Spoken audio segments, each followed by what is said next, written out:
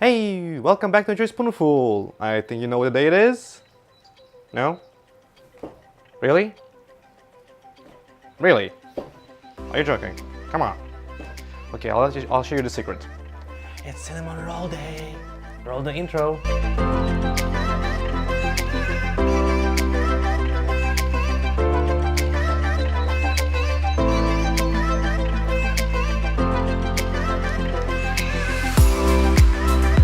Welcome back to this channel. Oops, I don't know why I'm doing this. Besides the point. Welcome to Enjoy Spoonful, guys. Welcome to the new episode. As you understood from the very beginning, due to Sweden's National Cinnamon Roll Day, we're gonna do cinnamon rolls. Yeah, and luckily enough, it falls on a Thursday of my upload of the video. Yes, at least something works fine this week. So, let's get into it. As you know, when it goes to this channel, we'll talk about the history first. So, there's a lot of debate with the food historians about where those little amazing pastries came from. But most of them agree that it came from Sweden. Thanks Sweden for that again. They appeared around 1920s, but they only became popular in 1950s. And the National Days of Cinnamon Rolls only started in 1999. So not that long ago. Only like, what? 19 years ago, almost 20, wow, time flies. Sweden is not the only one who has sort of similar pastries. Other nations have it as well. For example, in Denmark, they are called cinnamon snails or kanelsnegl. And in Finland, it's called slapped ear, which is korvapusti. Sorry for my butchering of your languages, they're Nordic nations. Oh yeah, let's not forget the Swedish name, which is kanelbulle. That's all for history today, because, well, let's be honest, you didn't came here for history, you came for the cinnamon rolls. Let me show you how to make them.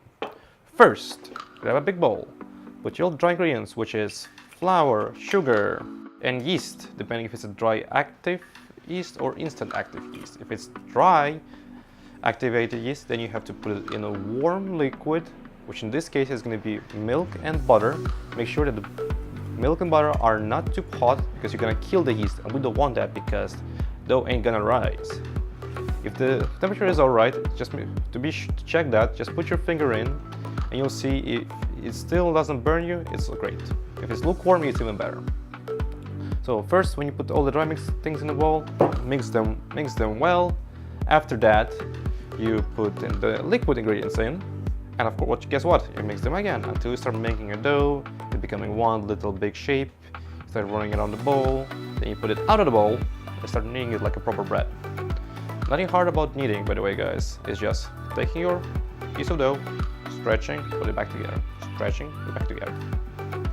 And keep on doing that until you get nice and elastic dough.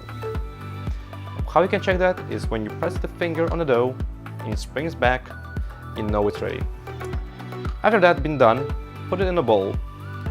Cover it with a tea towel, a damp tea towel preferably, not preferably, mandatory. It has to be mandatorily whitened tea towel, or it's gonna dry up, appear crust, and it's not gonna be nice to roll up and work with it. So trust me, you don't want to deal with that. Leave it in a dark place, warm place as well, like around an hour and a half-ish. We can double in the size. First thing what you can do when the dough is ready is just punch it. Oh, it feels good. So let's take it out, start rolling it into sort of a rectangular shape. When that's done, so let's make the filling for these little guys. So for the filling, we're gonna use butter, you guessed it, cinnamon, and sugar.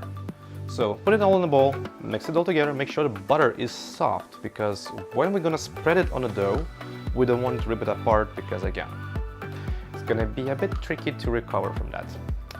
So if you want, you can already make sure that your butter is outside the fridge in the meanwhile while your dough is rising, or just use your hands to mix, because warmth on your hands is gonna heat everything up. Great.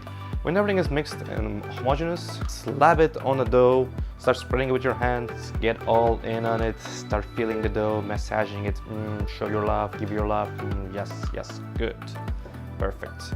You're done with that. Next thing is rolling it up. So make sure that you do it again, equally. Start from the corners, going to the middle, back forward.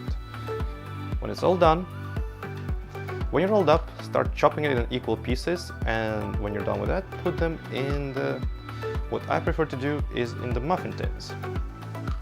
Again, you have to leave them again for a bit of a rise, for a second proving. When that's done, so when you're all done, when they've had the second proving, make sure that you cover them with egg wash to become nice and golden on the top here. And then put them in the oven for 15 to 20 minutes, 180 degrees. And I'll see you after that.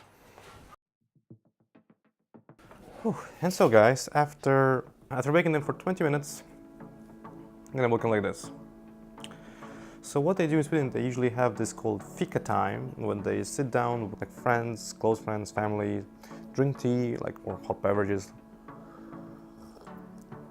I don't know, like coffee maybe as well, and eat pastries. And because today, well, as we all know, is special cinnamon roll day, why not eat this, guys? Make yourself some pretty nice. See how they're nice and fluffy, bouncy. Let's try one.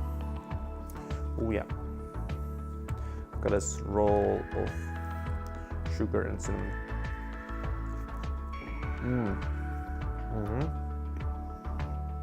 That's more like it.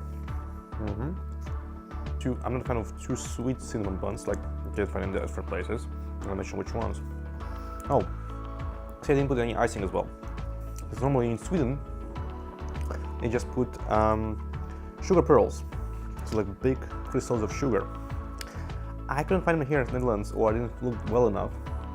Maybe if you write in comments below and you can tell me where to find them, and I'll do them maybe in next recipes. I'm gonna use them. But for now, I mean, like what as they are right now.